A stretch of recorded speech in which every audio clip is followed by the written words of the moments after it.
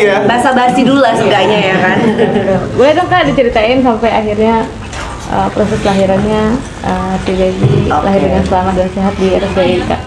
Sebelumnya makasih ya teman-teman wartawan udah pada datang ke sini. Dan tanggal 31 kemarin lahiran aku, anak kedua, pukul 7.26. Alhamdulillah semuanya lancar, berjalan lancar. Anak perempuan, beratnya hampir 3,5 kilo. Prosesnya juga cepat sama dokter Bram, dan ada dokter Richard Lee juga yang mendampingi ya. Tapi nggak di ruang operasi ya, maksudnya mendampingi pada saat itu.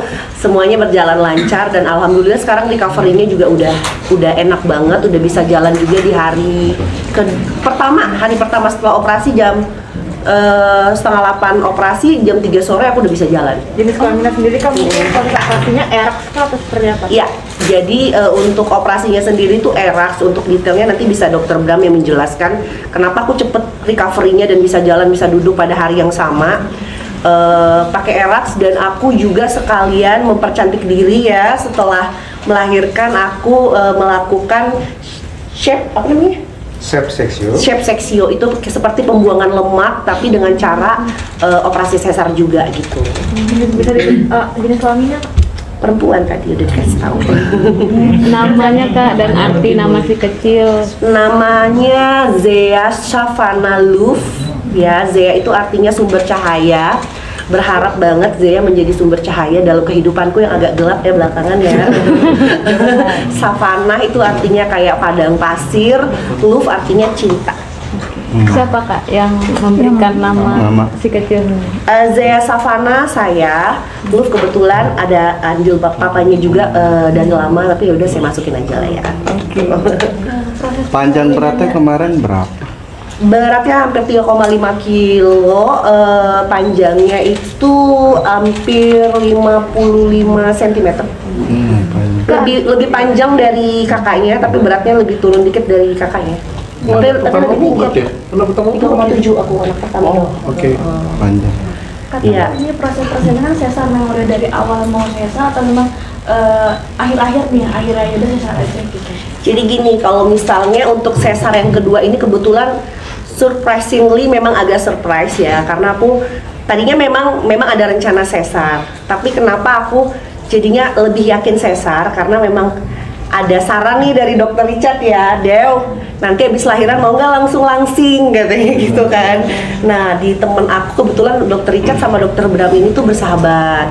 Nah kebetulan dokter Bram ini tuh bisa melakukan sesar sekalian yang pengambilan lemak, makanya aku lebih yakin lagi untuk operasi sesar karena sekalian buat si shape seksio buang lemak ini gitu. Seperti apa sih dok? Dok, alasan sesar kenapa dok? Alasan sesar? Oh ya, jadi sebenarnya yang saya lakukan itu adalah ketika Bu Dewi pengen after lahiran itu pengennya lebih cepat aktivitas dengan nyaman.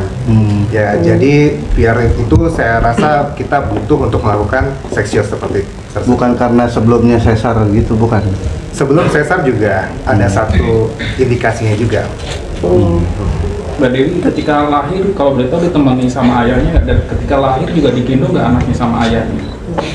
Iya, jadi untuk ketika lahir papanya juga mengazankan dan juga digendong skin to skin ya, selayaknya orang tua biasa. Jadi anak saya yang pertama dan yang kedua nggak ada bedanya gitu. Tapi memang tidak di ruang operasi ya, tidak mendampingi gitu loh, karena teman-teman tahu yang kalian tahu kan memang lagi proses juga kan. Jadi saya mengambil keputusan supaya untuk anak saya ini tetap dapat kasih sayang kedua orang tuanya, tetap mendampingin papanya, cuma di ruang yang berbeda. Jadi komunikasi berjalan baik kan dengan proses persalinan kemarin? Ini gara-gara anak saya lahiran mulai membuka komunikasi, blog udah mulai dibuka. Kayaknya gara-gara dokter Richard Lee juga sih ya, mempersatukan ya dok ya.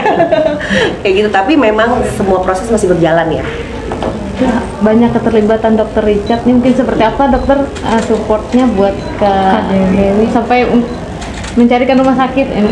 Tadi dicari rumah sakit, disupport, dibayarin, saya tinggal duduk manis. Coba dokter bisa dijelaskan. Sebagai pemersatu wanita tersakiti. Jadi mungkin awalnya Dewi ya, pengennya ya kita sama-sama tahu lah ya ceritanya Dewi ya, bagaimana ya, mungkin adalah suatu hal yang gak enak ya, disakiti pada saat lagi hamil, pada saat melahirkan, pada saat punya anak ya pasti nggak enak, dan pengennya comeback lebih cepat ya, pengennya comeback setelah lahiran, pengennya cepat cantiknya. Konsultasi dengan saya bilang zaman sekarang sudah canggih ya, jadi sekarang kita bisa mempercepat cantiknya, jadi sudah selesai nih habis lahiran bisa cepet langsung balik gadis nih, cantik, langsing, bagus lagi.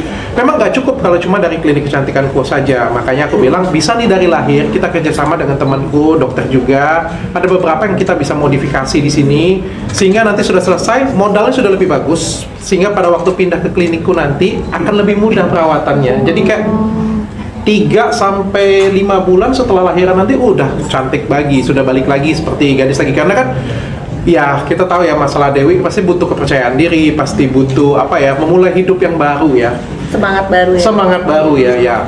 Saya coba support itu, dan aku pengen kasih contoh ke masyarakat juga. Zaman sekarang kan sudah canggih, dunia juga sudah maju, jangan sampai kita kalau sudah nikah kita nggak memperbaikin diri, kalau kita sudah lahiran, sudah punya anak nggak mau memperbaikin diri. Itulah kadang-kadang yang nyebabin perselingkuhan, laki-laki yang jadi semena-mena. Tapi kalau misalnya kita taruh value di dalam diri kita jadi lebih cantik, orang akan lebih segan dengan kita, laki-laki pun pasangan pun akan lebih segan dengan kita.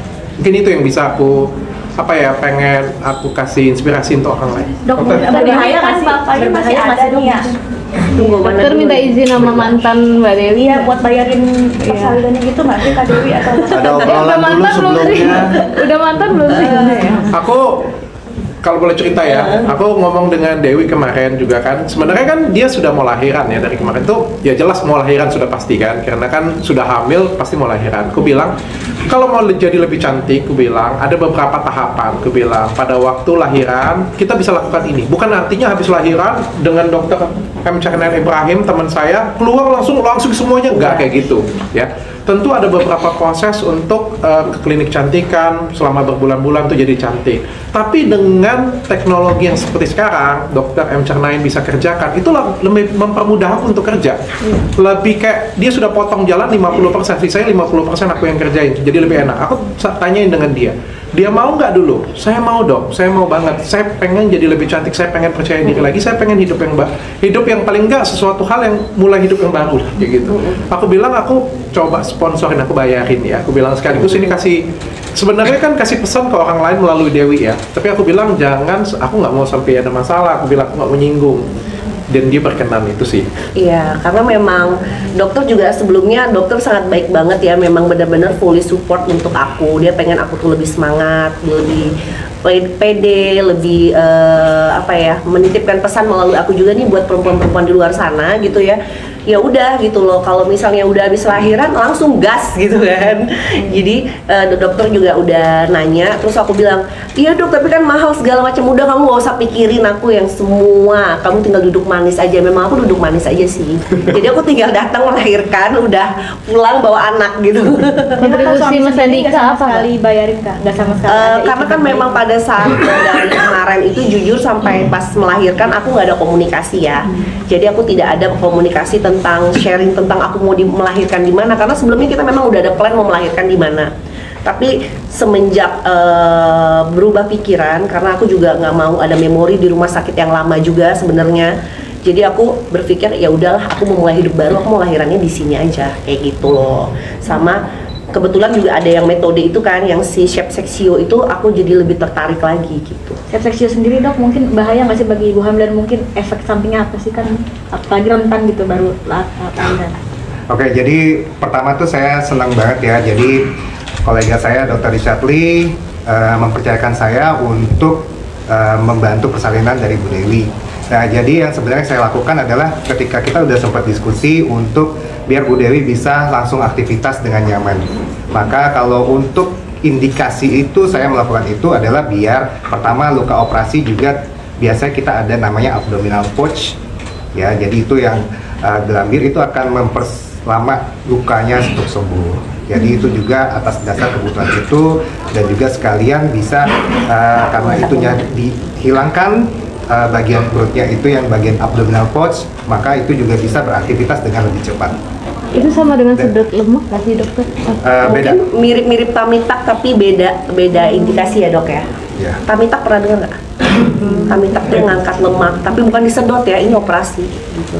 Proses sendiri gimana sih dok? Mungkin saat diangkat sendiri mungkin pas Diangkat. lemaknya sendiri. Oh ya, jadi pada saat proses melakukannya, jadi sebenarnya kita melakukan abistexio, lalu saya akan melakukan shaped itu saja. Jadi itu sebenarnya berbeda dengan tummy tuck. Jadi sebenarnya kalau kita lihat, memang ada yang dibuang sebagian untuk tujuannya biar lebih cepat Bu Dewi bisa beraktivitas dengan nyaman. Itu aja. Jeda waktunya dari sesar ke operasi ini langsung atau mungkin butuh waktu berapa jam gitu dok? Langsung, Langsung dalam satu jahitan berarti ya dok ya. betul sekali. Jadi sekali jalan gitu loh. Dokter Richard menjelaskan ke Andrew seperti apa nanti, Waduh. biar nggak salah paham.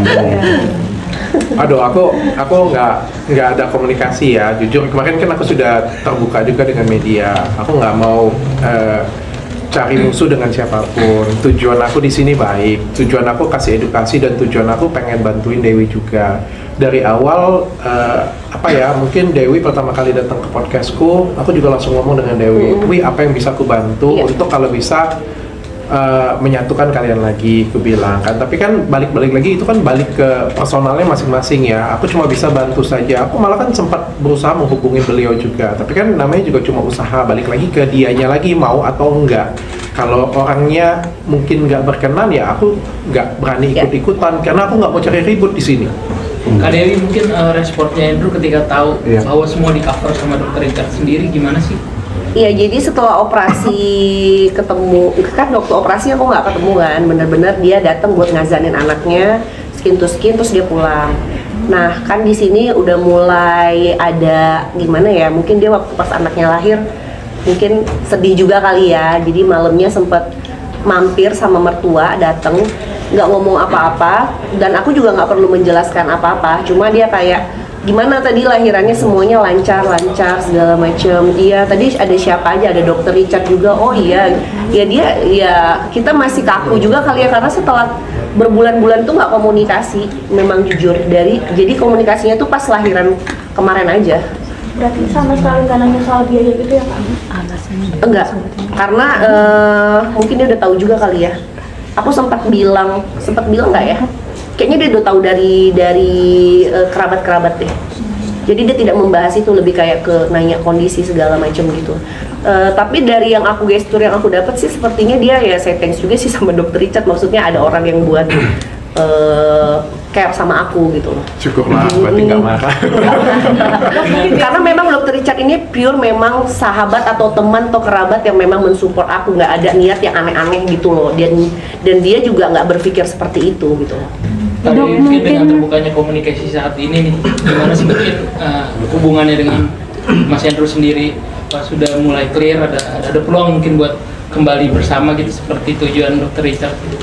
Ah, emang tujuan dokter kembali bersama? Kan tadi bilang. Sejak kapan tuh dok? Enggak lah, salah. Persatukan. Aku bilang awal podcast kemarin kan aku coba membuka jalur komunikasi. Iya, maksudnya Tapi kan coba itu membuat mediasi ya dok 3 ya? bulan yang lalu kali ya. Pas Dan lalu. setelah kejadian itu kan banyak masalah-masalah lagi yang terspill ya habis itu ya. Aku juga ngelihatnya, aduh, kamu aja deh Dewi yang Iya. memutuskan. Saya bilang yang penting yang terbaik untuk Dewi lah. Aku bilang gitu. Dokter sih nggak ada ikut campur segala macam urusan personal aku ya. Jadi benar-benar dokter itu memang nge-support aku untuk supaya lebih semangat lagi, lebih ceria lagi yang kayak gitu. Nah tadi pertanyaannya yang soal Komunikasinya sekarang mungkin komunikasi. seperti apa hubungannya?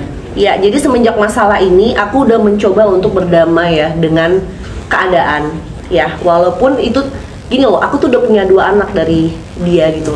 Kalau misalnya aku tutup komunikasi dan aku mendendam, itu nggak baik buat anak aku, bener nggak? Yang bermasalah itu antara personal saya dengan dia. Urusan anak itu mau sampai kapanpun hubungan orang tua dengan anak nggak akan putus kan. Jadi aku mencoba untuk berdamai, dan untuk masalah kembali lagi atau enggak, ya sekarang sih masih tetap on progress ya, maksudnya karena di pengadilan pun tidak boleh ternyata sambil hamil itu mengajukan cerai, jadi di hold dulu kemarin gitu. Jadi proses tetap berjalan sih. Dok, ini biaya sendiri, mengcover sendiri miliaran rupiah kah, ratusan rupiah nih? Yang mana nih? Yang mana nih? Yang mau disasar yang mana? Miliaran atau ratusan? Totalnya ratusan lah. Totalnya ratusan. Ini juga di rumah sakitnya cukup bagus juga. Benefit, Dokternya saya pilih yang paling bagus juga di sini. Kamarnya juga aku pilih ini Kamarnya, suite juga. Setelah selesai dari sini juga sudah nunggu nih rangkaian treatment nih untuk Dewi juga. Kontrak seumur hidup ya katanya ya. Ratusan. Kak Dewi, sudah lama kami minta ini merupakan dendam termanis kamu kasih buat Andre biar Andre tuh nyesal gitu. Pembalasan gitu ya. Bukan dendam sih, ini tuh lebih kayak ke self reward aku juga gitu kan. Aku juga belum ada rencana untuk punya anak lagi juga dalam waktu dekat. Pasangannya siapa ya kan. Jadi aku memang dibilang balas dendam kan, aku tadi udah bilang aku mencoba untuk berdamai dengan keadaan gitu loh. Aku mencoba untuk oh ya udah, ini aku lagi hadapin ini, aku terima. Ya udah, aku coba let it flow dengan membuat versi terbaik dari diri aku gitu loh. Tapi sejauh ini mungkin Andrew sendiri udah ada ini nggak sih, klarifikasi atau permintaan maaf sendiri kalau dari Andrew ke Kak Dewi? Permintaan maaf secara personal enggak, tapi sebelum anak yang kedua ini lahir, dia sudah mencoba usaha ke keluarga, sahabat-sahabat untuk dia pengen mengazankan anak aku. Pengen seenggaknya kalau misalnya ibunya nggak mau ketemu nggak apa-apa, tapi saya pengen ada buat anak saya gitu. Dia ada omongan seperti itu sih. Tapi kemarin ngazannya di depan Kak Dewi langsung apa di kamar bayi? Enggak, jadi itu kita juga udah obrolin ya dok ya sama rumah sakit, karena rumah sakitnya juga dari dokter juga sangat mengerti posisi saya sekarang ini lagi ngegantung kan soal status. Gimana ya dok supaya bapaknya bisa tetap ngazanin anaknya. Jadi diambil jalan keluar waktu itu pas di saat babynya diambil, dibersih-bersihin di ruangan yang berbeda di sebelah ya dok ya. Betul. Tapi dia bisa ngelihat proses lahiran dari monitor. Ada kok di videonya. Jadi kalau lihat dari hal ini, demi untuk kebahagiaan anak masih ada celah kah untuk Andrew bersatu kembali? Ya itu cuma Tuhan yang tahu ya Pak ya. Saya juga nggak bisa. Tadi seperti yang sudah saya jelaskan, proses tetap berjalan segala macam. Tapi saat ini fokus saya adalah saya lagi bahagia untuk kelahiran kedua anak saya. Saya nggak ada fokus untuk yang memikirkan hubungan sih. Jadi lebih untuk kedepannya bagaimana dan anak saya aja gitu. Menurut Mbak Dewi lebih sakit mana, ketika melahirkan atau ditinggal sesama? Aku mau tanyaannya Ini pengen belok karena hujan ya. lebih sakit kalau tangan kita kejepit pintu, Mas.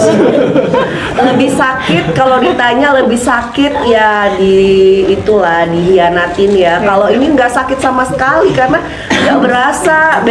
Sorenya udah jalan, kamarnya juga enak, rumah sakitnya enak, makanannya enak-enak, jadi nggak berasa gitu sakitnya. Jadi kapan pulang Kak? Hari ini udah Kak bisa Dewi, pulang. akte lahir penulisan orang tuanya gimana? Orang Di akte lahir mungkin nama ayahnya juga akte dicatat. lahir tetap. Jadi akte lahir itu tetap kedua orang tuanya ada. That's why aku berpikir gimana ya, maksudnya anak aku tuh jangan sampai kekurangan satu apapun. Makanya papa mamanya namanya binti segala macamnya itu masih ada, sesuai dengan anak pertama juga. Kan dia ini kan pas kamu melahirkan mendingan pulang, terus nanti ke depannya untuk biaya si kecil ini seperti apa sih untuk komunikasi dengan Andrew, atau mungkin nanti bisa dibantu dokter? Dokter jadi bapaknya aja kalau Kuliah dong. Jadi gini, alhamdulillah sih si dari pihak bapaknya itu kan memang ada tunjangan-tunjangan yang harus diselesaikan ya, tuntutan-tuntutan dia sudah memenuhi si kewajibannya. Jadi untuk kalau misalnya dokter Richard itu urusan kerjaan kali ya gitu kan. Masa saya minta uang susu sama dokter Richard? Masih ada lah kalau uang susu mah. Berarti setelah ini bakal terus membuka akses buat Kak Andrew ketemu sama bayinya atau sama Kak Dewi juga? Nah itu ya bisa dikondisikan lah ya. Maksudnya sekarang itu kan juga kayak anak pertama juga berjalan nih komunikasi sama bapaknya. Ini yang kedua karena masih baby banget, mungkin bisa dikondisikan nanti gimana ya. pas melahirkan mungkin langsung kerja atau seperti apa bagi yang single parent gitu? Kerja dong, langsung gas dong. Dok, ada nilai kontrak kerja pasca lahiran apa? Nggak ada sih, saya temen sih dengan beliau. Sekali lagi ya, saya tuh dari awal podcast ngebantuin dengan semuanya sih, bukan hanya dengan Dewi ya, Bukan aku tapi doang. teman-teman yang lain juga sama ya, supaya nggak menjurus ke satu orang doang ya ini ya, ke teman-teman yang lain juga sama. Dan setelah dengan Dewi juga, dengan Inara pun, dengan teman-teman yang lain juga sama. Setelah selesai tuh aku kasih bisnis juga. Dia kalau mau berbisnis aku coba arahkan juga. Kalau misalnya ada kesempatan endorsement juga aku kasih juga. Kalau misalnya dia mau jualan aku ajarin juga. Ya aku anggap seperti adikku sendiri, seperti keluargaku. Aku bukan kayak tadi bilang dibiayain.